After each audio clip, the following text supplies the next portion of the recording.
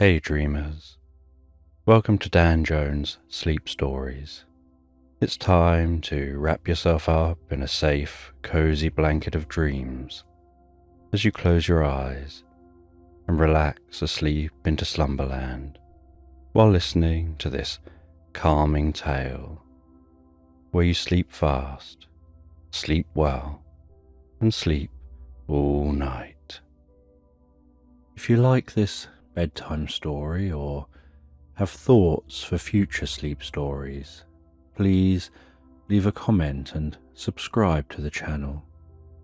You can also support the channel on Patreon, where you'll find audio voice-only versions of my sleep stories. Thank you for your continued support.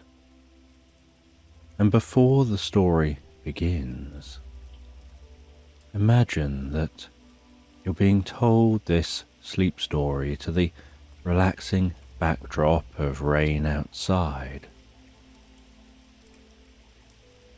Just take a moment to allow yourself to get comfortable and close your eyes. And as you drift deeply and soundly asleep, I don't know whether you'll drift deeper asleep to the sound of my voice or to the spaces between my words. And with your eyes closed, you can begin to have a sense of relaxing your mind and body as I count down from 20 to 1. Becoming deeper absorbed in the experience with each number. From 20, beginning to focus on the top of your head, noticing what your head is resting on, how it's supported gently in place, the comfort in and around your head as it rests there. 19.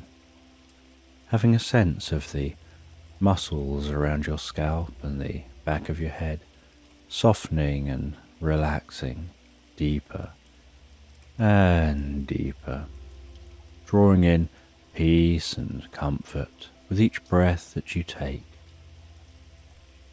before moving your awareness around your face. 18. Focusing on what it's like for that relaxation to spread around your face, your ears and your cheeks. Having the muscles in these areas soften and relax. 17. Relaxing the muscles around your eyes and across your forehead, while the muscles around the side of your head and over the top of your head begin to relax deeper and deeper. 16. Noticing how you can pay attention to fading tension, or perhaps find that tension dissolves without paying it any attention at all. 15. And you can continue to allow that relaxation to spread down around your mouth, relaxing your lips and your jaw, relaxing the muscles around the side of your neck, around to the back of your neck and around your throat. 14. And as your jaw relaxes and hangs slightly loose, limp and comfortable, that relaxation can continue to move down to your shoulders and your upper back. 13. And I don't know whether that relaxation happens fastest around your shoulders, or in the upper back, or perhaps down the tops or the front of your shoulders. As that relaxation progresses around your back and your chest, softening and relaxing those muscles fully, deeply and comfortably. 12. And as those muscles soften and relax while you rest there, that relaxation can begin to spread down the arms to the hands, all the way down to the fingertips. 11. And I don't know which arm will relax fully fastest, whether it'll be the left arm or the right arm, or whether the arms will relax at the same rate and speed as each other. 10. And as that relaxation continues through those arms, it can flow down through your stomach, your sides and lower back, all the way down to your bottom, before extending deeply down through your legs to the tips of your toes.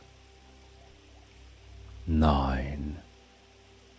And as your body becomes deeper and deeper relaxed, while you drift into the most pleasant sleep, so your mind begins to relax as a wave of healing light gently passes down through your body.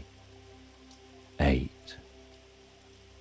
You begin to have a sense of that healing light touching your forehead, enveloping your face and head with healing deep relaxation, absorbing comfortably and gently into you with each in-breath that you take. 7. Filling you with peace and calm, spreading that healing, restorative, recuperative light down through your body, calming your mind. 6. Breathing in healing, calm relaxation. And breathing out any stress or tension.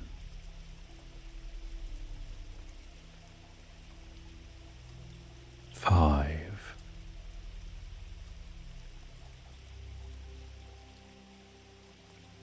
Aware of that healing light passing down your neck, softening and relaxing those muscles, spreading that healing light throughout the neck as it spreads down with the next breath to your shoulders,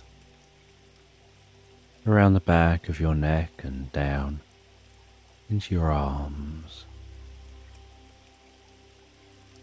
4. Gradually continuing that flow of healing light all the way to the tips of the fingers.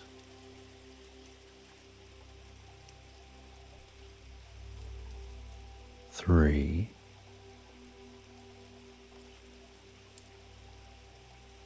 And with another in-breath, the healing light can spread down through the body, softening and relaxing muscles, healing deep within the body, filling the body with pleasure and deep relaxation. 2. As the light journeys down around your stomach, your lower back and sides, into your buttocks and all the way down to the soles of your feet, perhaps noticing your whole mind and body filling with a deep sense of peace and calm.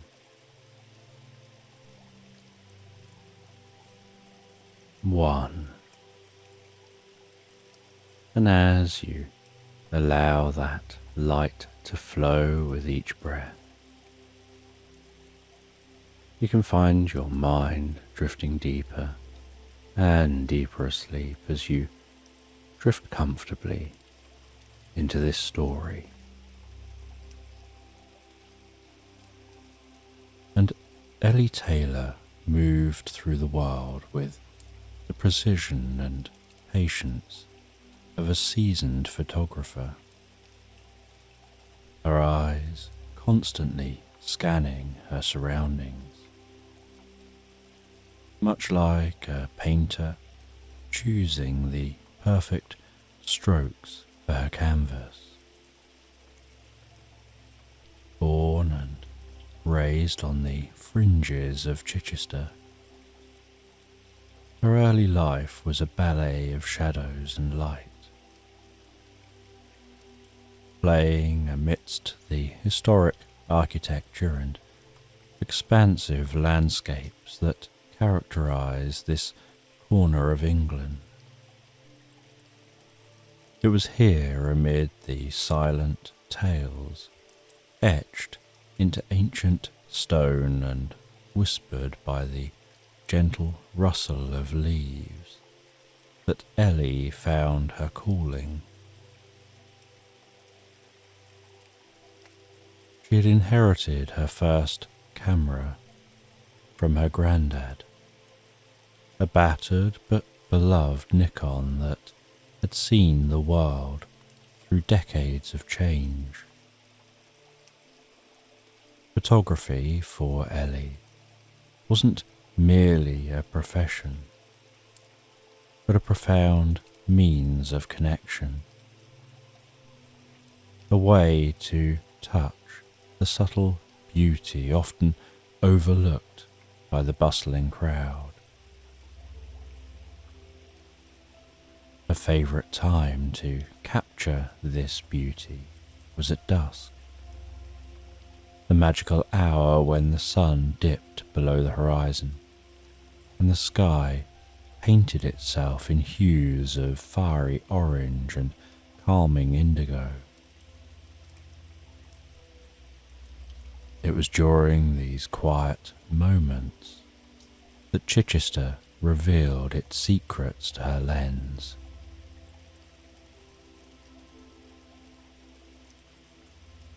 Ellie specialised in capturing the essence of Chichester's historical sites, transforming familiar scenes into realms of ethereal beauty. Her photographs of Priory Park with its robust trees and sprawling lawn, the Roman walls enclosing hints of the centuries past, and the cathedral standing so majestically against the twilight sky, had gained her a lot of local admiration and talk of acclaim beyond. Her work resonated with those who found solace in the serenity of history mingled with the transient beauty of twilight.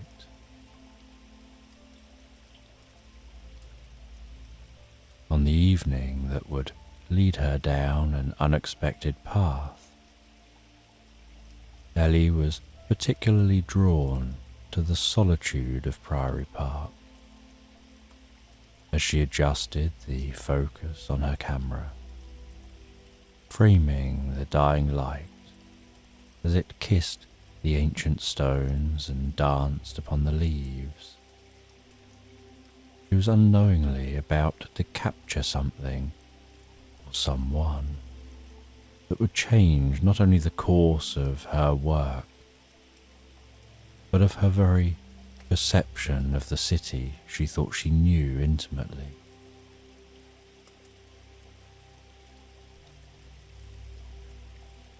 And after the sun had surrendered its last embers to the encroaching night, Ellie returned home, her mind still replaying the serene scenes she'd captured.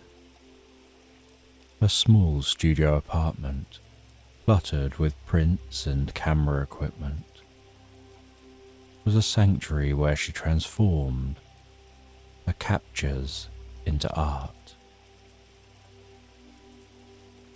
As she uploaded this evening's work onto her computer, a cup of tea steaming beside her, Ellie was eager to revisit the tranquility of the park through her photographs. As the images flickered onto the screen, Ellie's practiced eye surveyed each frame, assessing the interplay of light and shadow, the composition, the mood captured within each pixel. Most of the photos were exactly as she expected. Still lifes of nature caught in twilight, serene, beautiful. But as she clicked through the sequence, one image made her pause, a prickling sensation of unease crawling up her spine. It was a shot of a particularly old and gnarled tree beside the entrance to the park, its branches twisting skyward like arthritic fingers. The background, dipped in the soft blues and purples of dusk. And the park was empty at such a late hour, however. Standing just beneath the sprawling canopy of the tree, just within the entrance to the park, was a figure, a shadowy outline that Ellie was certain had not been there when she took the photo. The figure was indistinct, more like a smudge than a solid form, as if it was caught in motion, or perhaps fading away even as the shutter had clicked. It was positioned in a way that suggested it was looking up at the tree, or possibly beyond, in the direction of the cathedral's spire, which could be seen silhouetted in the distance if you stood back in the park. There was something unsettling about its presence, a stark contrast to the gentle decay of day. Ellie zoomed in, trying to discern any features or clothing that could give clues to its identity. But the figure remained persistently obscure, its edges blurring into the dusk.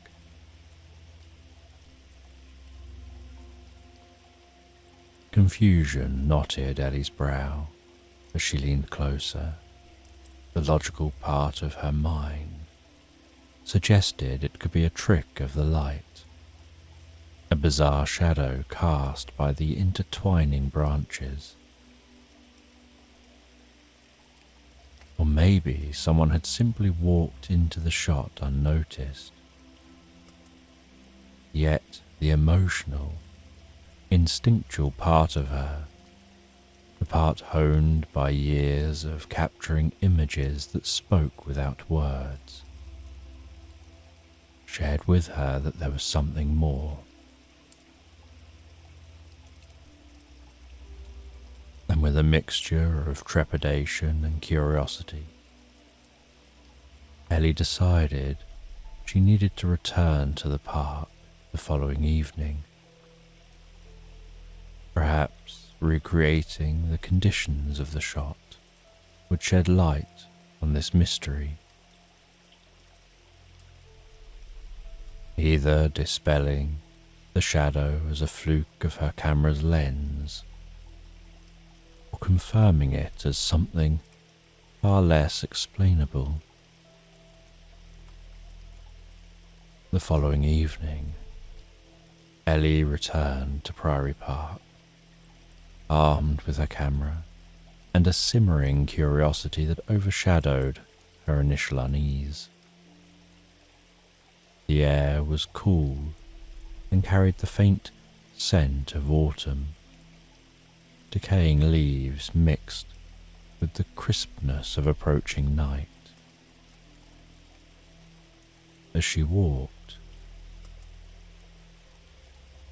the park slowly transitioned into its nightly guise, shadows lengthening and merging into a tapestry of dusk.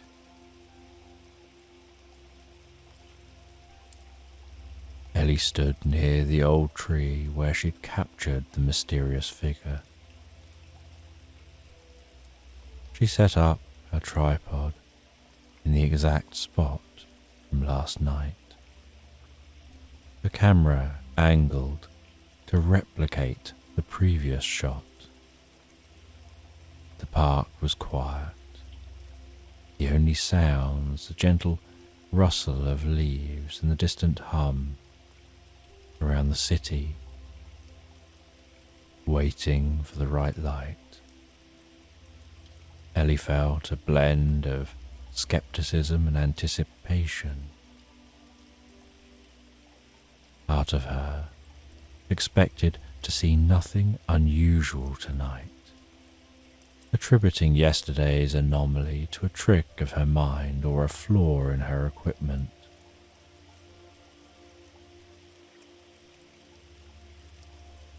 And as the light waned, she took several photos, each a few minutes apart, maintaining the same settings and framing. She found that the ritualistic nature of the task was calming, and for a moment Ellie allowed herself to be absorbed in the technical aspects of her craft, aperture, focus, exposure. But as the sky darkened to the same shade of deep blue the previous night, a chill that had little to do with the evening air crept up her spine. And once back at home, Ellie uploaded the new set of images with a pounding heart. As the files loaded onto her screen, she quickly flipped through them. There, in the third image of the sequence, was the figure again. An indistinct silhouette under the tree. Its posture and location eerily identical to the night before. This time, there was no denying its presence. The figure was slightly clearer now, but still frustratingly vague. It seemed to be a person, or the impression of one, caught in a moment of stillness that was almost poignant.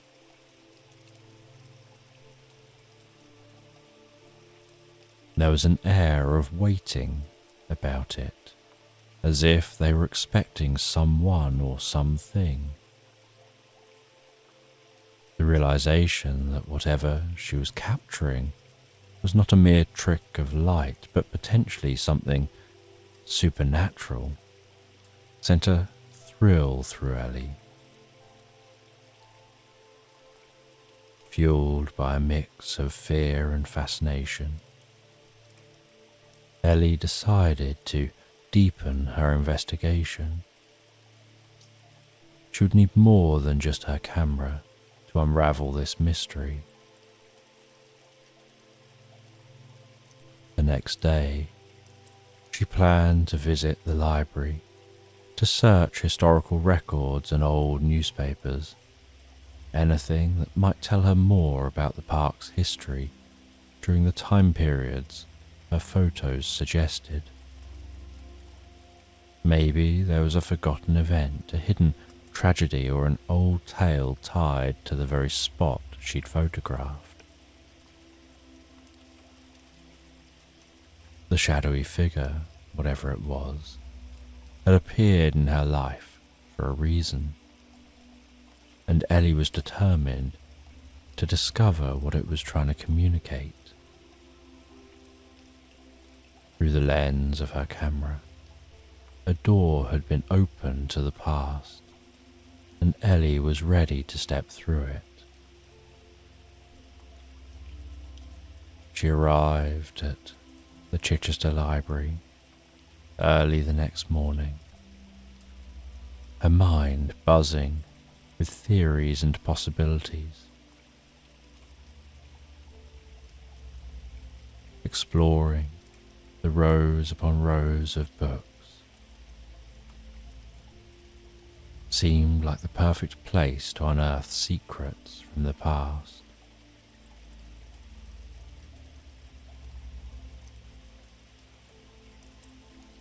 She walked through the doors, the musty scent of old paper, the hushed atmosphere, imagining herself almost stepping back in time.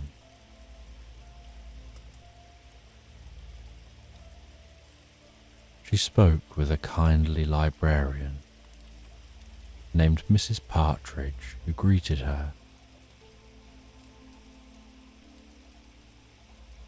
She explained that she has a need to explore the history of Priory Park, perhaps during World War II. She was shown to a local history section.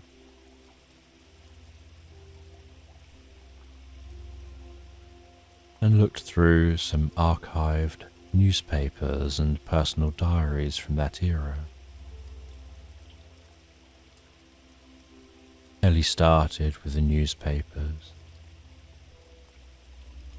scanning through the reels of those newspapers for any mention of Priory Park.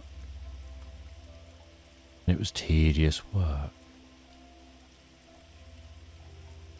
but enjoyable work.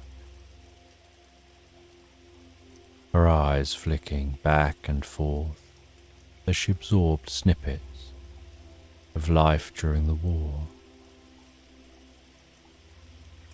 Finally, she found a small article dated back to 1941, discussing a community gathering in Priory Park to help to boost wartime morale. The article mentioned how the park served as a temporary haven from the harsh realities of war. A place where soldiers and local families could mix and mingle. Intrigued, Ellie turned her attention to the personal diaries. Mrs. Partridge helped her locate a collection donated by a local family, which included the diaries of a young woman who'd lived in Chichester during the war. Ellie's hands trembled slightly as she opened the faded leather cover of the first diary. The pages were filled with elegant handwriting, detailing daily life under the shadow of war. She mentioned a soldier, Tom, who was a regular figure in her life, and she often wrote about their meeting at Priory Park, beneath the old tree, the very spot that Ellie had photographed. Then Ellie found a heart-wrenching entry dated late 1943. Mary wrote of receiving the news of Tom's death. He'd been killed in action overseas. Her grief was palpable, the ink smudged in places where tears had fallen. Ellie closed the diary, her heart heavy. The pieces of the puzzle were starting to fit together. The figure in her photos could be Tom, lingering in the place he associated with love and life. Or perhaps it was Mary, unable to move on from her loss.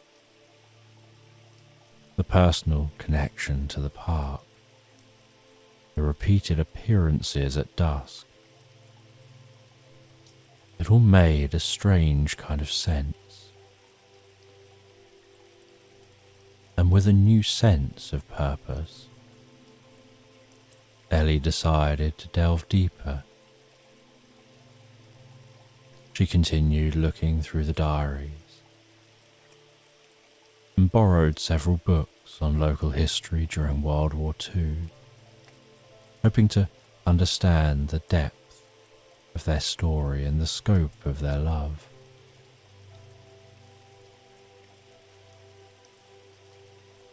She felt to herself that this was no longer just a photographic anomaly. It was a window into a poignant past, which Ellie was determined to bring to light. And as Ellie delved deeper, she stumbled upon tucked away letters and an old, worn journal.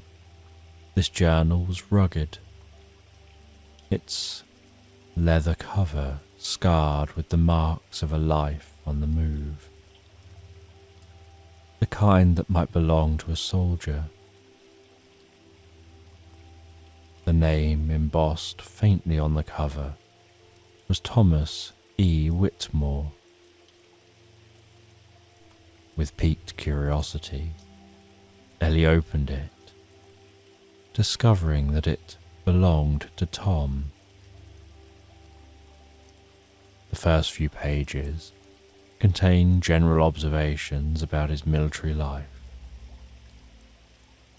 descriptions of his comrades, the mundane routine of drills, the longing for normalcy. But as Ellie flipped through the pages, the tone shifted. Tom began to mention Chichester, the respite it offered from the chaos of war. And then Mary.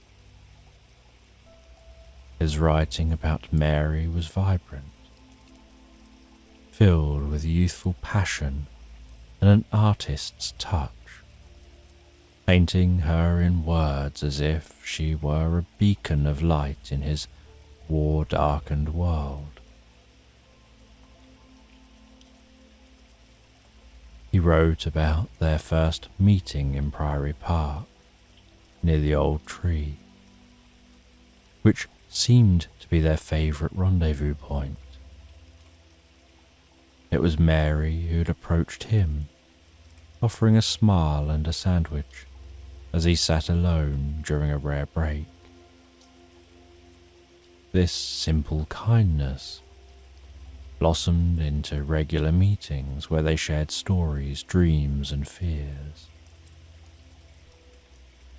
Ellie found herself captivated by Tom's descriptions of Mary, her laughter that echoed, the chiming of the cathedral bells, her courage in volunteering at the local hospital, and her unwavering hope for a future beyond the war. In one poignant letter, folded between the journal pages, Tom had written to Mary expressing his dreams of a future where they could walk freely in the park, not as soldier and civilian, but simply as Tom and Mary. The letter was never sent. As she read these intimate words, Ellie realised that Tom's spirit might be anchored to Priory Park by more than just memories. It was tethered by unfurled promise and a love cut tragically short. His entries grew sparse as the war dragged on, the last few noting his imminent deployment to a front line overseas, a deployment from which he would never return. Moved by the depth of Tom's affection and the tragedy of his untimely death, Ellie felt a responsibility to bring closure to this lingering sorrow. Ellie planned her next steps. She would scour the library's archives for any information on Mary, visit the locations mentioned in the diaries and letters, hoping to connect the historical dots and perhaps facilitate a peaceful resolution to this haunting love story. Ellie continued her quest for deeper understanding. She returned to the library to search for any traces of Mary's life after Tom's death.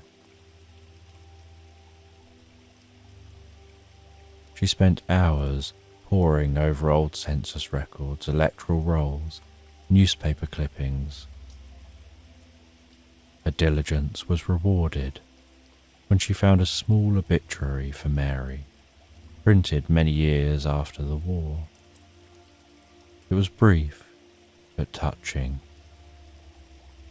describing Mary as a lifelong resident of Chichester who'd been active in community events well into her old age.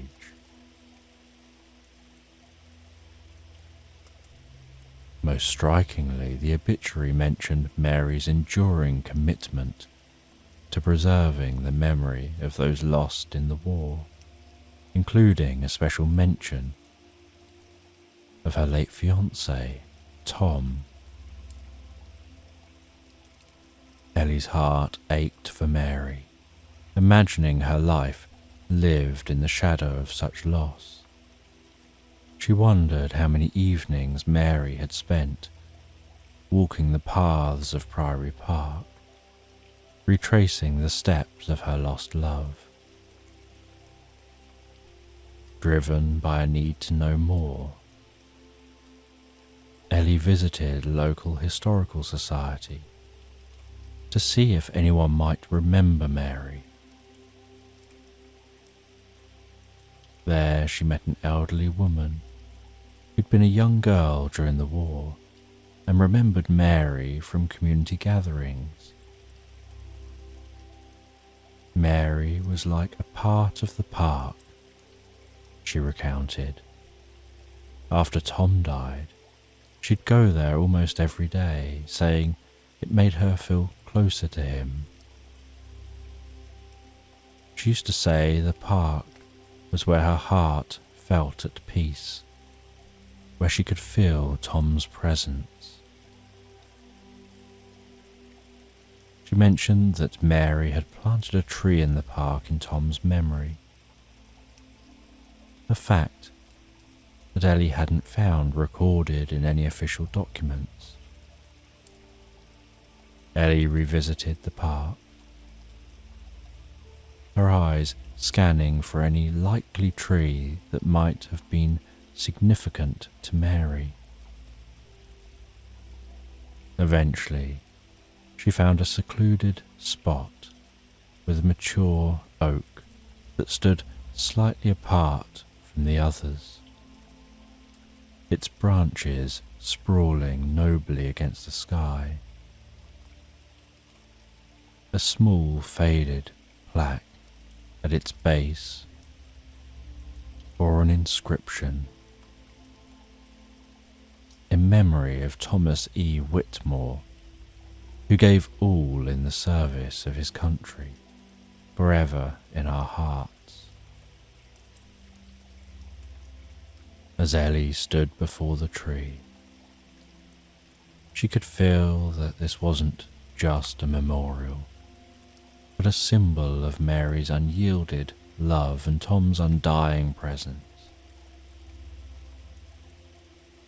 It was here in the park that Mary had vowed to wait for him, beneath these trees that now seemed to hold their love story within its leaves. Ellie felt an overwhelming sense of responsibility and privilege.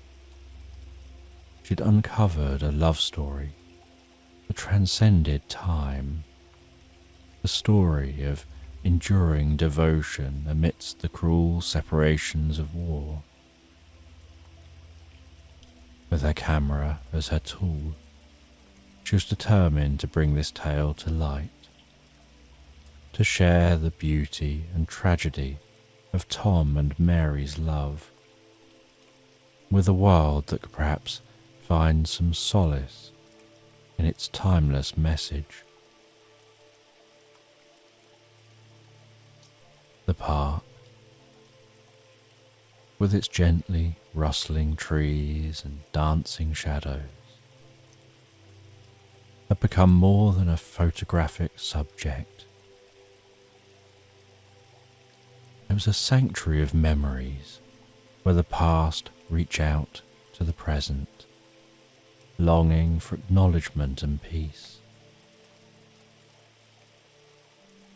After her discoveries at the library and with the local historical society, Ellie was drawn even more deeply into the world of Tom and Mary. With a mixture of reverence and determination, she returned to Priory Park, camera in hand, as dusk began to paint the sky in shades of twilight. The oak tree, the memorial plaque, became the focal point of her investigation. Over the following evenings, Ellie set up her equipment at various angles around the tree, capturing a series of photographs as the light faded. She paid careful attention to the environmental conditions, noting the temperature, the wind, the exact times of her sessions, hoping to understand the patterns that might trigger the appearance of the mysterious figure. As she reviewed the images from these sessions, she began to notice a pattern in the occurrences of the shadowy figure. It always appeared at the same time, just as the sun dipped below the horizon and the first stars began to twinkle in the evening sky. The figure was consistently positioned near the tree, sometimes appearing to lean against it, as if in a state of waiting or perhaps deep contemplation. Intrigued by this discovery, Ellie decided to experiment with different photographic techniques to see if she could capture more details of the figure. She used long exposure settings. She used a full spectrum camera. She used infrared filters, hoping to pick up details unseen by the naked eye. And on one particularly clear evening, as she adjusted her camera to a new setting, she glimpsed the figure through her lens before even snapping the shot. Faint, almost translucent silhouette, illuminated by the last rays of the setting sun. Holding her breath, Ellie slowly pressed the shutter button, capturing a sequence of images. When she later examined these photos, she was surprised to see that the figure appeared more defined than ever before. It was still shadowy, but there was a discernible outline of a man, dressed in what seemed to be a military uniform. His posture relaxed, as if he were at ease in this familiar spot.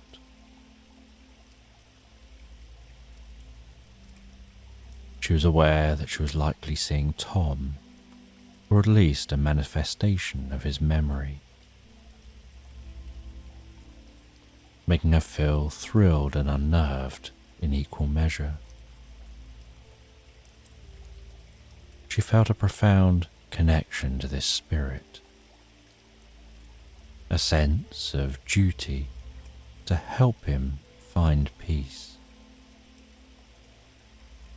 She wondered if he was aware of her presence, if he sensed her attempts to reach out to him through her lens. She planned a more interactive approach for her next visit, bringing a small speaker to play music from the 1940s, the kind that Tom and Mary might have danced to in their time. Perhaps the familiar music would evoke a stronger presence from the figure, or even elicit a new kind of interaction. She set up her equipment, played the soft melodies, the notes floating through the air with a haunting clarity. The sun dipped low. The park was bathed in the gentle glow of twilight. Ellie watched through her camera, her heart pounding, ready to capture whatever might come. And as light waned, she was scanning the surroundings through her lens, her eyes now attuned to the nuances of shadows and movement. The air around the tree seemed to be shimmering slightly, a subtle distortion that Ellie had come to recognize as a precursor to the figure's appearance. Holding her breath, there he was, the silhouette of Tom, more distinct than ever before. His demeanour, that of someone patiently waiting. This time, the figure wasn't merely a passive presence. As Ellie watched, it moved slowly around the tree, pausing occasionally as if listening or searching for something or someone. The figure seemed to react to the music, its movements becoming more purposeful, as though the melodies were drawing out memories or emotions from the depths of its spectral existence. Compelled by a sudden impulse, spoke softly into the quiet of the evening, her voice gentle but clear. "Tom, is that you? Are you looking for Mary?" There was a pause in the air, the music continuing to play as a breeze rustled the leaves overhead. Then the figure stopped moving and seemed to turn towards her. A gesture so unmistakably human that Ellie gasped. The moment was surreal, a connection across dimensions that was both terrifying and profound. Ellie continued, her voice a mix of empathy and encouragement. "She never forgot you, Tom. She loved you until the end. She's at peace now, but she left this world still loving you." The figure stood still, its posture conveying an air of attentiveness. The air around it seemed to pulse with a quiet energy, and for a moment, Ellie felt the barriers between the past and the present thinning. A shared grief and love mingling in the twilight air. Ellie took another step, approaching the figure slowly. The camera set aside, her hands empty and open. "I don't know if you can find her where you are," she spoke softly, standing a few feet away from where the figure hovered.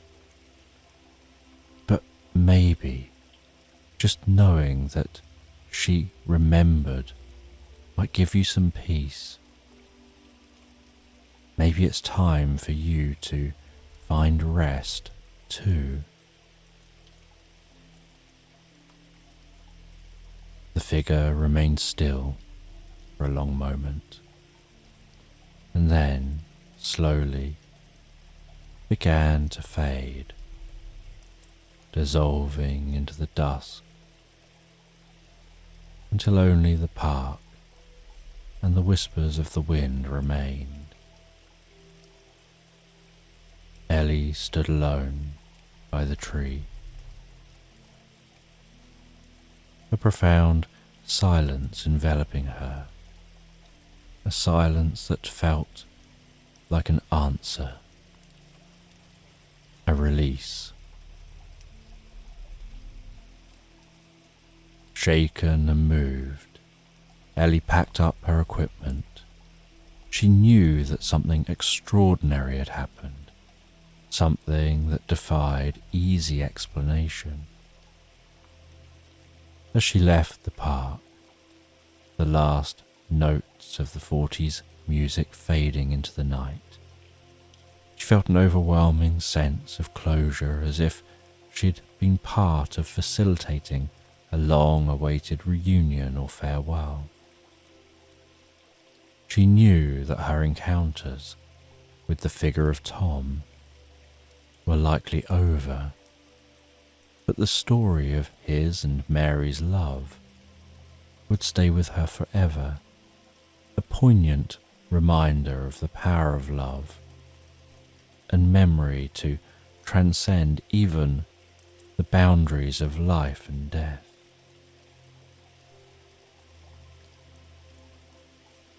Invigorated by her spiritual encounter with the figure she believed to be Tom, Ellie felt a responsibility to weave together the threads of this poignant story, not only for her own understanding, but also for the community. The following day found her engaging with the older residents of Chichester, those whose roots were deeply embedded in the local history, and might recall the echoes of past lives that still whispered through the streets of the city. At a local coffee shop, a favoured gathering spot for the town's elder residents, Ellie introduced herself, shared her project, careful to respect the sensitive nature of her inquiries. Her story raised interest of several people who were more than willing to contribute their memories to her tapestry of the past.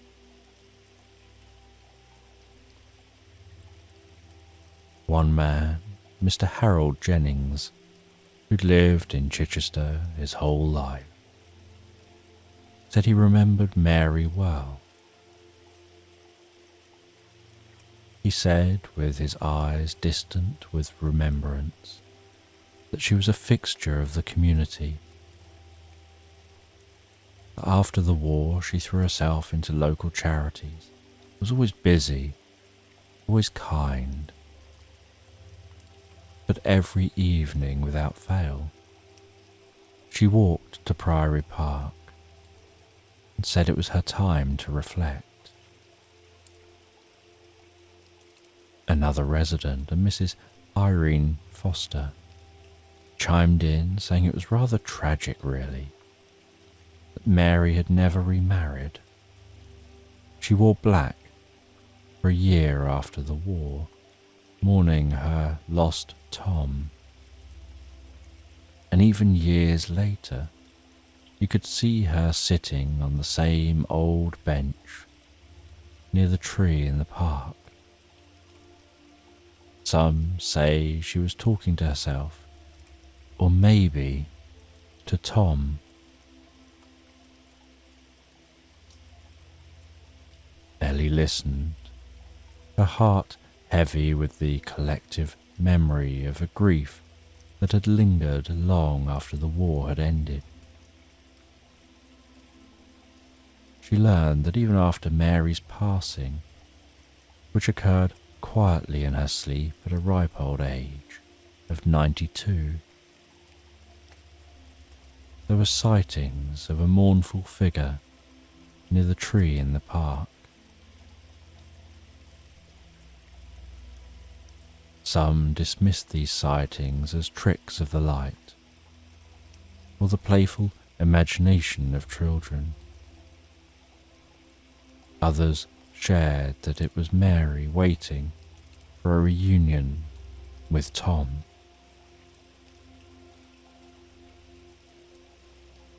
With these stories, Ellie felt a deeper connection, not just as historical figures, but as enduring presences within the community.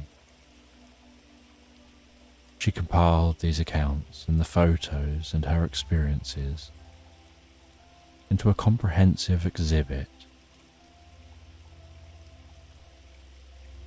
Her goal being to celebrate not only the history of Tom and Mary, but also to acknowledge the lingering impact of their love story on the community. And as she organised the exhibit, Ellie included panels that described the wartime history of Chichester, personal stories from the residents, her own narrative of the photographic journey that led her to uncover this story, with the centerpiece being a series of images capturing the ethereal figure by the tree, each accompanied by a snippet of Tom's letters to Mary, bringing to life their enduring love. The unveiling of the exhibit was attended by a curious mix of young and old. As people moved through the exhibit, Ellie observed their reactions, some touched to tears, others quietly reflective.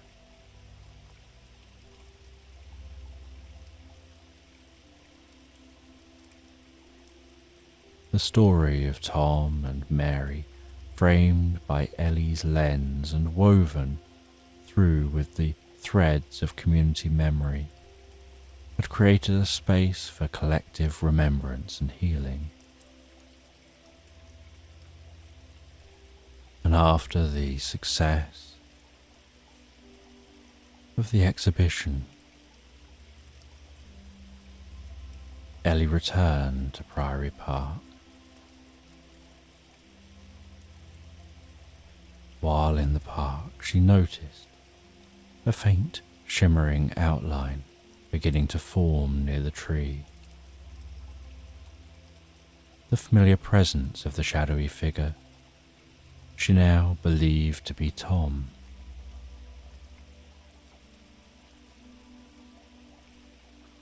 The figure stood still, its posture one of calm expectation, facing Ellie as if it was aware of her presence. Compelled by a mixture of awe and courage, Ellie slowly approached the figure, a camera hanging, forgotten by her side. As she neared, the figure's form wavered slightly like a reflection on water stirred by wind, yet its presence remained strong, rooted to the spot by the tree. "Tom," Ellie whispered, stopping a few feet away. The figure seemed to acknowledge her, its head tilting slightly as if listening. "I've learned so much about you and Mary. I feel like I know you both, like you've been waiting to tell your story." The air around them pulsed gently, and Ellie felt a profound sense of peace washing over her, dispelling the last of her initial fear.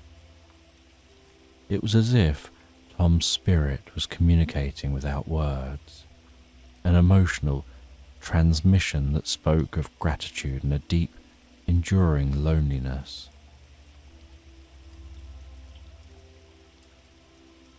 "I brought Mary's letters, the ones she couldn't send you," Ellie continued, her voice soft but clear.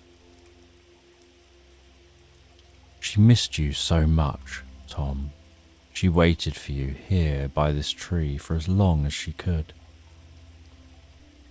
The figure seemed to react, its form becoming more defined, as if drawing strength from her words. Then, in a moment that Ellie would later struggle to describe, a sensation like a gentle breeze passed through her, filled with emotions, longing, love, sadness, a mingling of Mary's heartache and Tom's unfulfilled yearnings. Ellie understood that Tom's spirit had lingered not out of unrest, but out of a desire to reconnect with Mary, to know she had lived a full life, even in his absence, and that she'd never forgotten him. It was as if he needed Ellie's confirmation, her witness to his story, to finally find peace.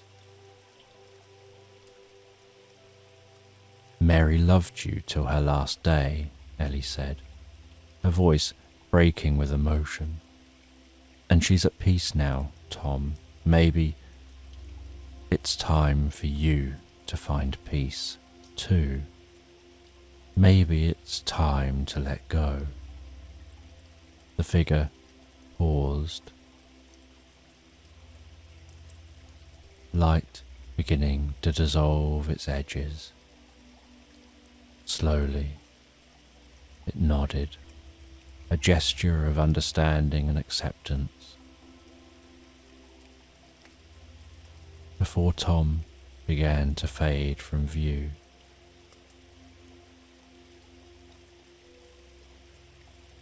And as Tom's figure disappeared, left behind a calm, empty space by the tree. Ellie stood there for a long moment, overwhelmed by the encounter, feeling a weight lifting from the park, as if the air itself was lighter. She knew that what had kept Tom's spirit in Priory Park was now resolved, his connection with Mary acknowledged and honoured.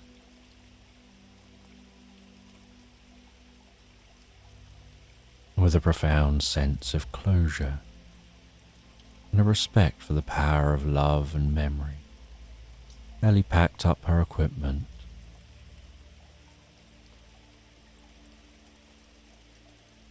and headed back home.